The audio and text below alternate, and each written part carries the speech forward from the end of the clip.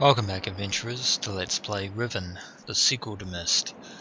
When last we left off, we had previously explored this Beetle Room behind us and learned a little bit more about the culture of Riven and the indoctrination that was forced on them by Gehn. We've already explored this side of the island, to be sure. We cannot get to that dome over there just yet. We'll visit that later. For now, we'll explore this part of the island and go into this chamber. It has very ominous music to it. There's a door over here, so let's go inside. Shut it behind us and make sure that no one else is following us, because I doubt that the guard we encountered before is the only one of Ghen's guards that Gehn has in Riven. So we pretty much want to keep incognito at this point. Before us is a cage that has opened the moment we stepped forward. I was enclosing this chair of some kind, surrounded by a bunch of spotlights. Appear to be tiny markings carved into the sides of the chair. Other than that, it doesn't look that remarkable, but we can sit in it, so that's something. Either side of the doors are a pair of view screens we'll be looking at, but let's try this lever. Doesn't seem to be working at the moment. We can try the button on the right hand side, which lowers the cage, and also lowers this kind of, I don't know what you'd call this, some kind of microphone, some kind of apparatus or something. Anyway, now that the cage is down, let's see if this lever works. It does. Fantastic. It's definitely making some kind of sound, although I'm not entirely sure what that sound is per se. So let's push the lever forward again and turn that off. Doesn't look like there's anything more we can do with the chair at the moment, so push the button again and raise the cage so that we can leave and continue exploring. First we'll have a look at the view screen on the right, which shows some platform for whatever transport we need to move about the islands of Riven. It's not there at the moment. The one on the left shows some kind of chamber that's much bigger than that of the Beetle Room that we were just in, and the door appears to be closed at the moment, but there's a lever by this view screen, so if we pull that up, it also appears to open the door. Clever. So now we'll be able to get out that way, and I believe that's it for this room. I don't think we have any need to visit it again, ever. So we'll keep exploring. And as we move away, the cage returns to its closed position, which is a very handy feature. Anyway, let's continue going down this corridor. And I don't know about you, but I think I saw a glimpse of a shadow somewhere over there. Probably my imagination, just being a bit paranoid. Instead, let's go further down this way, and we reach a stone door. Let's see if we can open it. Slide the handle, and it's open. It's not locked, so don't need a puzzle to open this door. And now we're in the chamber that we were just in, well, that we just saw on the view screen. It appears to be some sort of temple. No need to guess at who this temple is dedicated to. Appears to be a giant version of the cage that we were just in, although this one doesn't appear to open. And behind behind it is a stained glass depiction of the symbol that we saw on the floor on the gate of the Beetle Room. Also, if we take a step back and look at the cage again, there are either side of the cage are a pair of stone idols, before which has been placed an offering of food by the Rivenese. Not sure if we really want to eat these Rivenese delicacies, although I'm sure they might actually be quite tasty,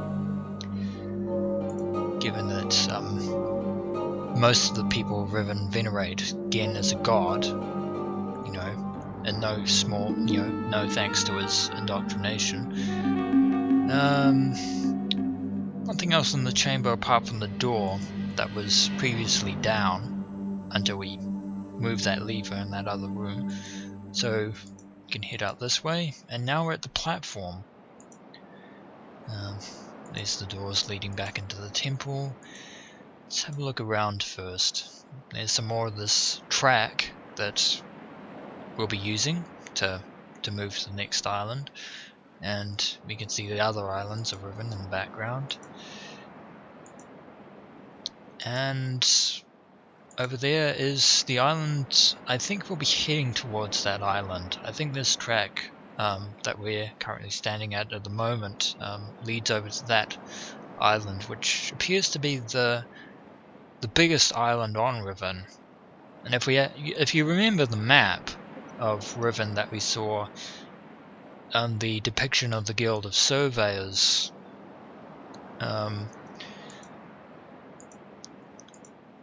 yeah, I think we have a pretty good idea of where we are at the moment, at least in terms of being on Riven. Something else I forgot to mention is the fact that, well, I may have mentioned it in the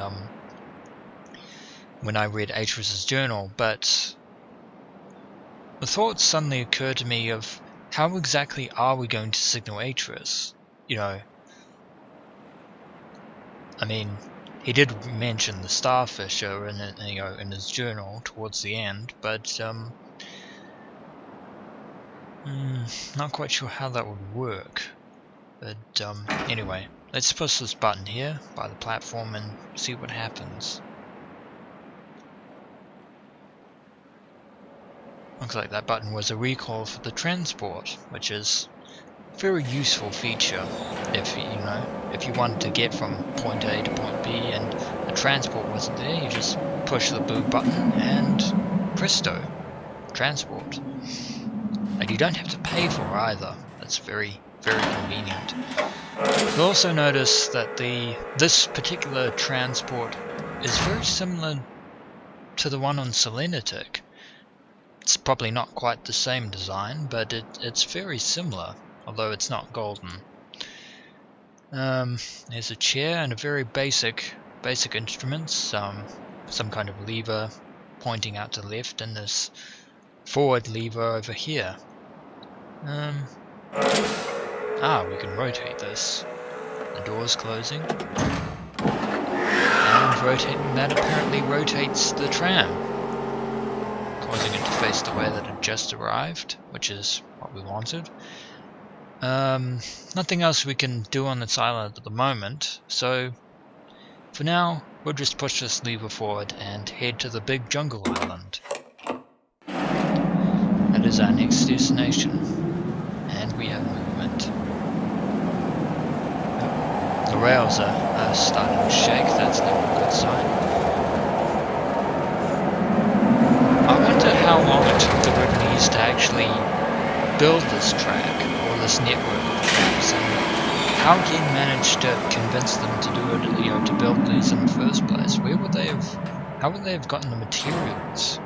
I mean, I know it's been 33 years, but still, it's amazing, the fact that they were able to construct this transport route. So now we're on the second island of Riven, the one with the jungle, the forest area that we just saw. To our left is a set of stairs going up into a cave. Over to our right is some sort of object. It appears to be a golden eye. Not sure if this is, not sure if this was placed here by Gehn or by the Rivenese or anything, but see if we can remove it.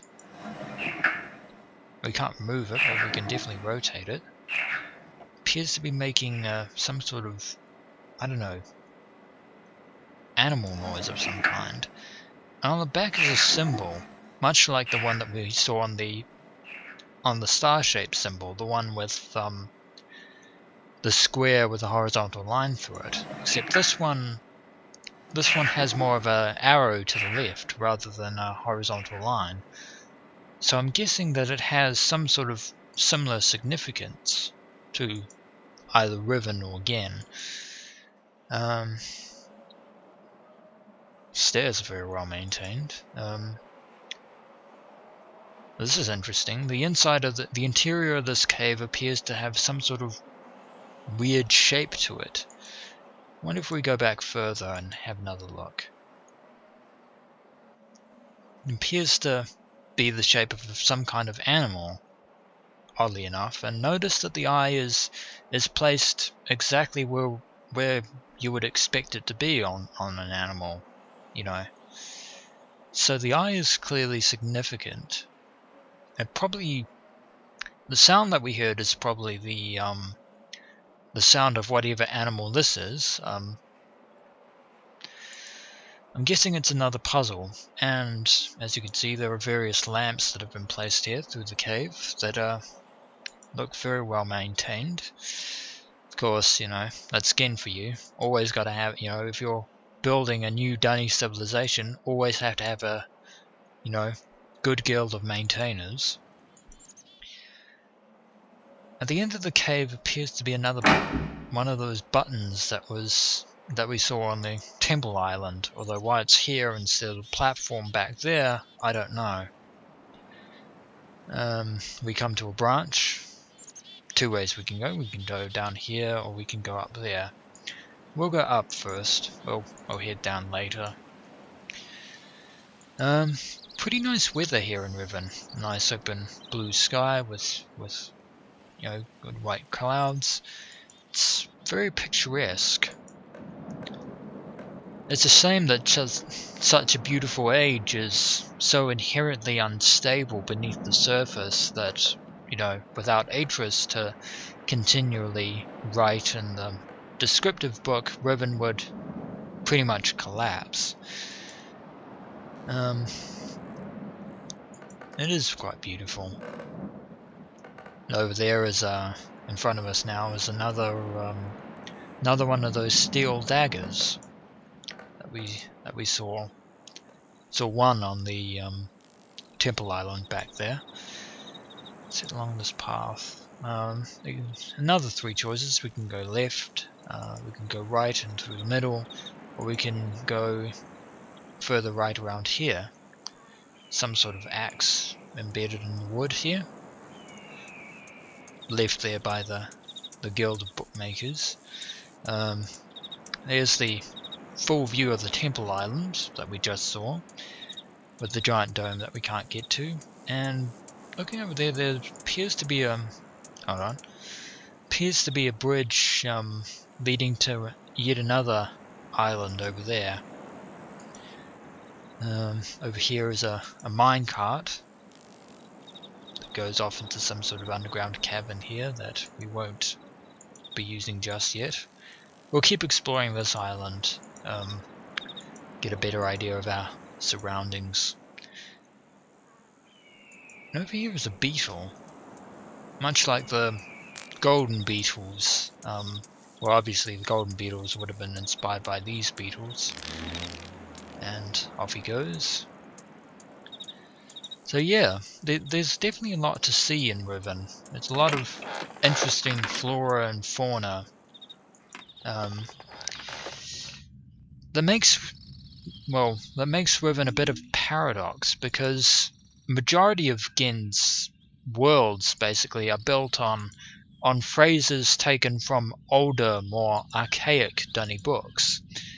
And one of the things that Gehn tends to do when building his ages is, he finds a phrase that he likes and he writes it into the world. Like, for example,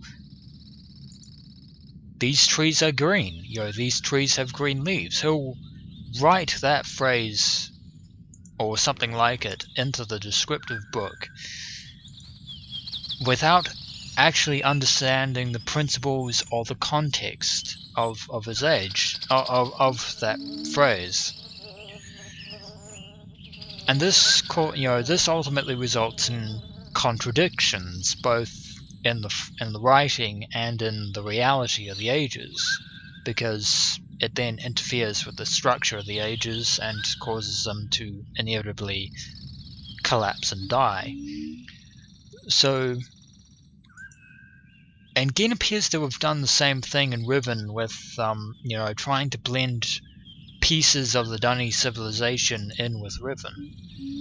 But there's a third steel dagger that we've seen, and rather odd blue-coloured looking fungi. Appears to be some kind of steel platform above us that we can't reach just yet. Over here is a molten area with stairs leading up that way, a platform leading overhead. Head over here now, and there's more of that steel platform that we can't get to yet. We can't quite get there. At the end of the path appears to be some sort of wooden idol of some kind. It looks rather reminiscent to the stone idols that we saw on the Temple Island.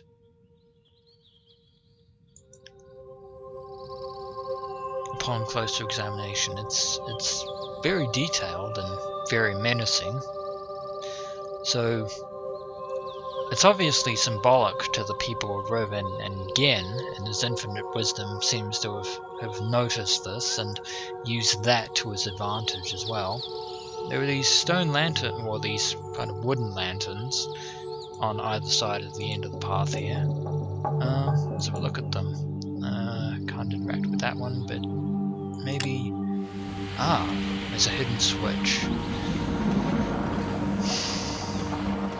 I'm thinking that despite their many differences, Atris and Gehn are very much like son, like father, both with a very annoying penchant for complex puzzles and whatnot. Although I doubt that, from what I've heard, Gehn is not as big a fan of puzzles as Atris is. Anyway, before I start rambling on, there's appears to be some kind of wooden elevator as opposed to the steel elevator of the Myst library, and another one of those platform buttons. There's also a lever down here. We pull it up, and it closes the mouth, which retracts the stairs. So, which is very interesting and very dramatic for Gehn. Push that button and see if we can head down first. We can. This elevator feels far less claustrophobic than the one on Myst. Does it actually have light?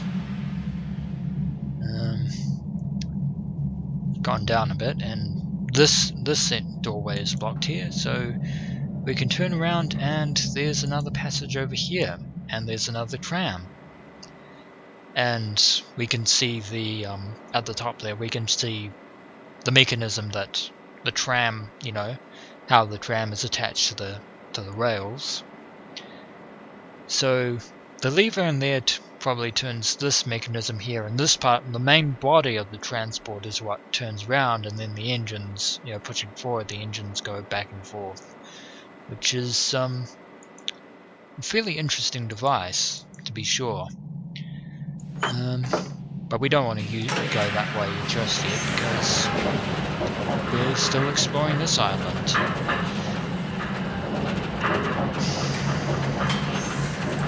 Anyway, back up to the ground floor, as it were, and now we'll head further up. It rotates, it heads up.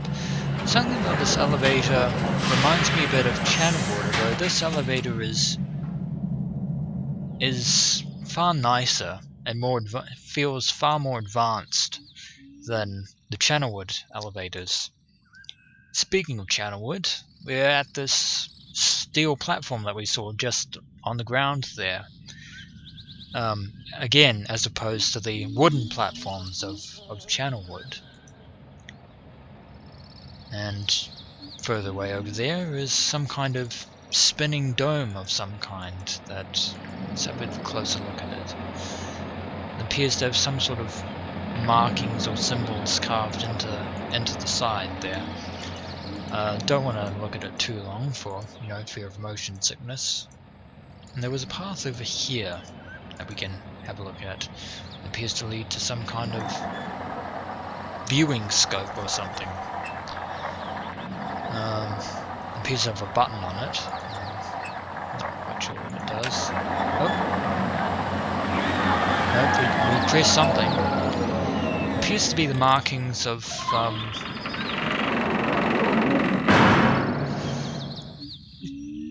this appears to be showing the markings on the side of the dome, but we press the button. Apparently pressing the button on the right symbol opens the dome, and there's something in there that this is another puzzle that we're going to have to solve in order to uncover the truth of what's happening here in Riven.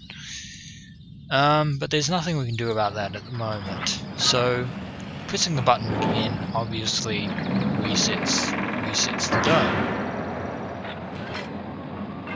That, we've got 3 puzzles now.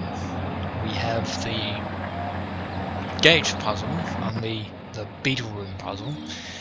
We have a possible puzzle with the eye that we just saw. And we also have the spinning dome puzzle that we'll need to look into. But anyway, let's head up these stairs, and there appears to be someone in some kind of observation tower, and they're raising the alarm. Well, so much for being incognito.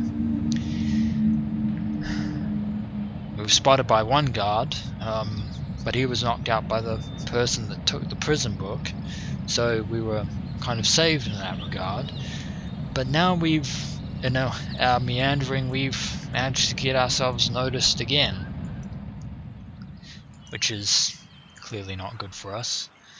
It's a very elaborate looking, observation tower, guard tower of some kind, although not quite sure how one would actually get in and out of that.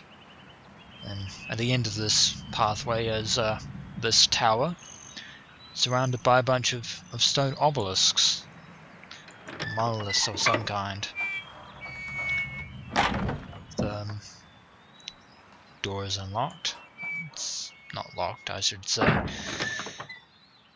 There appears to be some sort of chair platform thing in the middle of the room here, with this rather eerie looking skull.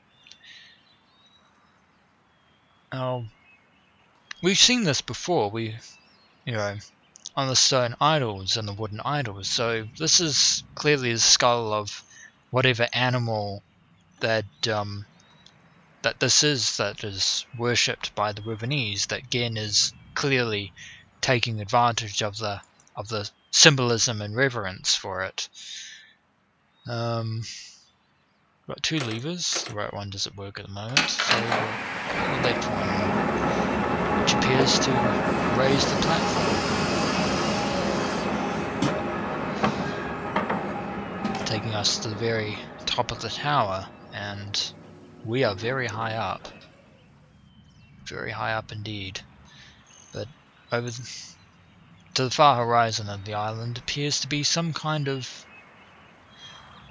village made out of kind of spherical adobe huts of some kind, which I'm guessing is where the majority of the Rivenese are living at the moment.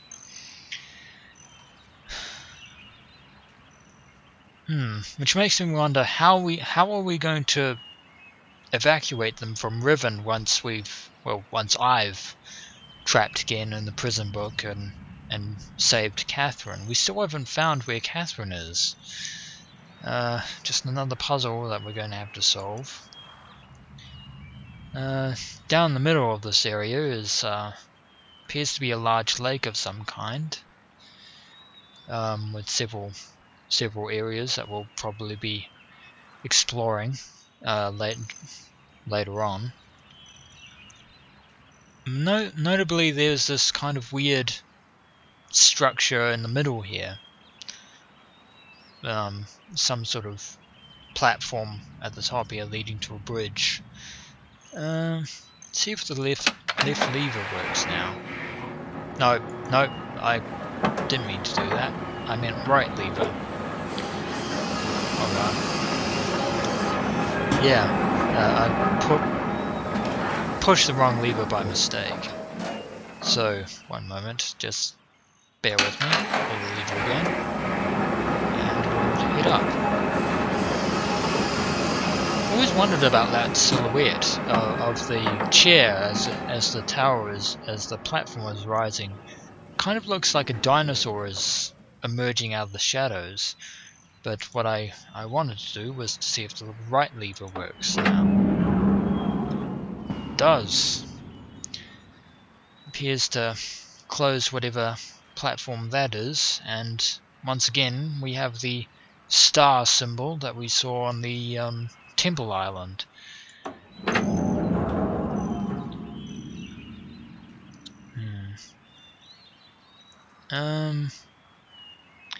Probably a good idea to leave this shut to begin with, because if we have to explore, there, probably a good idea to get there and have the platform closed so that we can actually use it. Although there's no guarantee that someone else isn't going to notice us and open the platform to make sure that we can't use it, which would be annoying for us. But anyway, there is nothing else we can do here at the moment. So back down we go for the last time. And the tower closes again, as you can see. And there's nothing else to do in here but leave, I guess, and continue our explorations. So probably a good idea to close the door if we can. We can, that's good. Shut the door behind us, always courteous. So when we return, adventurers, we shall return to the ground level and continue exploring the rest of this jungle island. Until next we meet, adventurers.